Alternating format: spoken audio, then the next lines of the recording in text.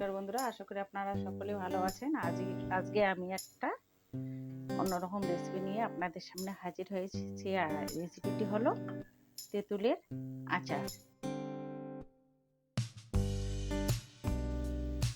আমি এখানে কিছু তেঁতুল নিয়েছি, সেটা দিয়ে আজকে আচার বানিয়ে দেখাবো।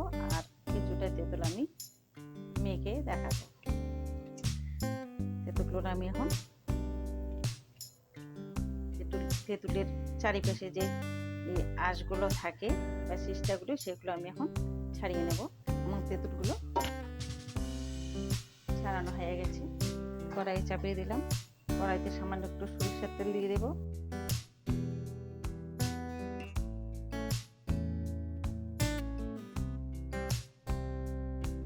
তেলটা গরম হয়ে গেছে, তখন আমি 4টে শুকনো লঙ্কা দেব।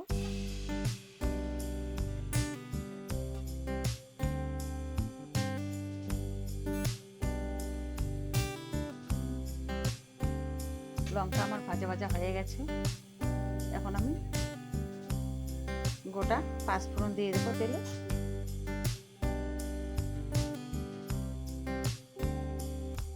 পাঁচফোড়ন ভাজা হয়ে গেছে, এখন আমি একটুখানি জল দিয়ে দেব।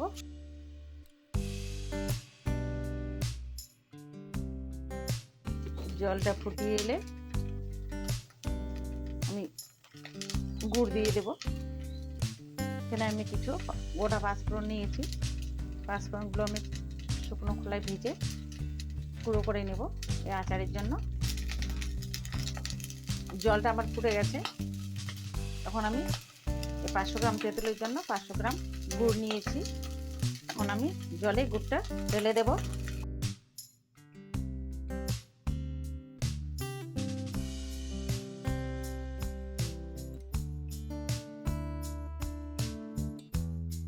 গুড়টা না গলা পর্যন্ত জাল হতে থাকবে। আমি একটা বাটি নিয়েছি, বাটিতে করে আমি তেঁতুল মাখা করব। একটুখানি তেঁতুল দিয়ে দিচ্ছি বাটিতে।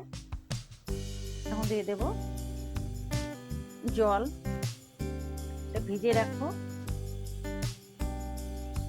ততক্ষণ ভেজা পর্যন্ত ভেজা অপেক্ষা করবো। এটা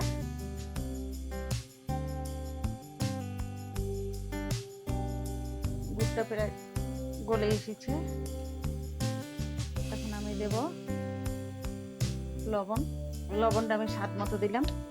দেব কালারের জন্য হলুদ, দেব একটু কাশ্মীরি লঙ্কা গুঁড়ো।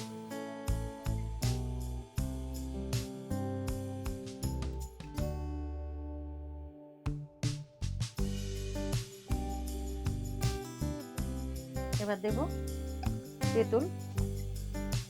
এখানে 500 গ্রাম তেঁতুলের জন্য আমি 500 গ্রাম গুড় নিয়েছি। আপনারাও এইভাবে করবেন।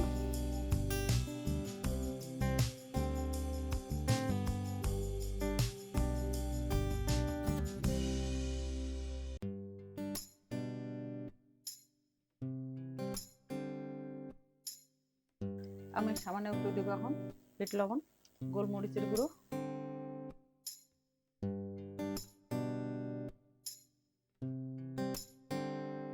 আর দেবো যে মশলা, পাঁচফোড়ন মশলা ভেজে গুঁড়ো করেছিলাম, সেটা আমি এখন দিয়ে দিচ্ছি।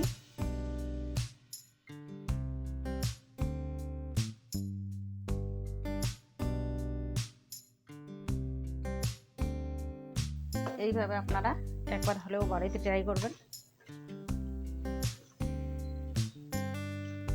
টক ঝাল মিষ্টি আচার খেতে খুবই ভালো লাগে, জিভে জলানা আচার।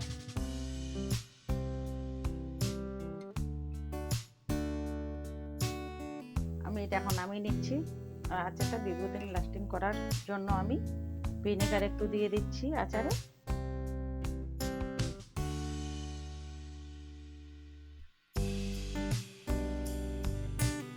তৈরি হয়ে গেল আমার তেঁতুলের টক ঝাল মিষ্টি আচার। আমি এখন বানাবো তেঁতুল মাখা।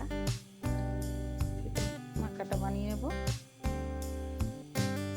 আপনারা অনেকে অনেকভাবে তেঁতুল মাখা খেয়েছেন, একবার এইভাবে খাবেন। আমি বীজগুলো এখন জলে ভিজিয়ে রেখেছি, সেই বীজগুলো আমি এখন চটকে বের করে নিচ্ছি।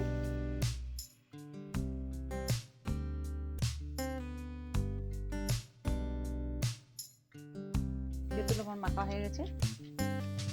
এখন তেঁতুল থেকে বীজগুলো আলাদা করে নেব।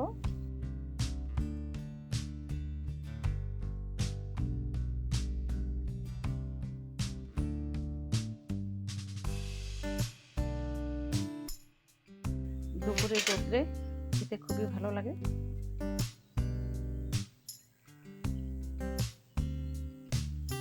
আপনারা একবার এভাবে তেঁতুল মেখে খাবেন, খেতে খুবই অসাধারণ লাগে।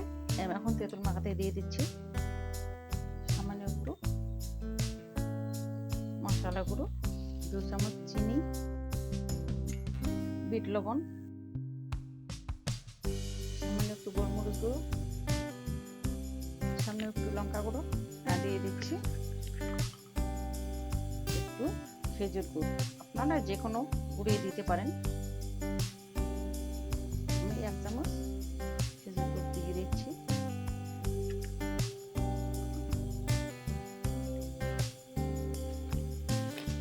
সামান্য একটু সরিষার তেল,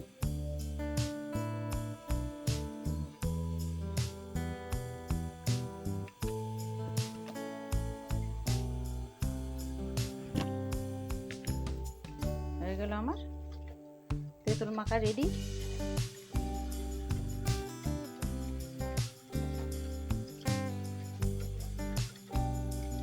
এটা গরমের দিনে দুপুরে ভাত দিয়েও খাওয়া যাবে বা এমনিও খালি মুখে খাওয়া যাবে।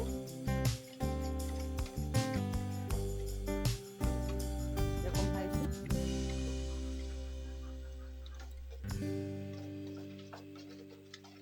আজকের মতো এখানেই শেষ।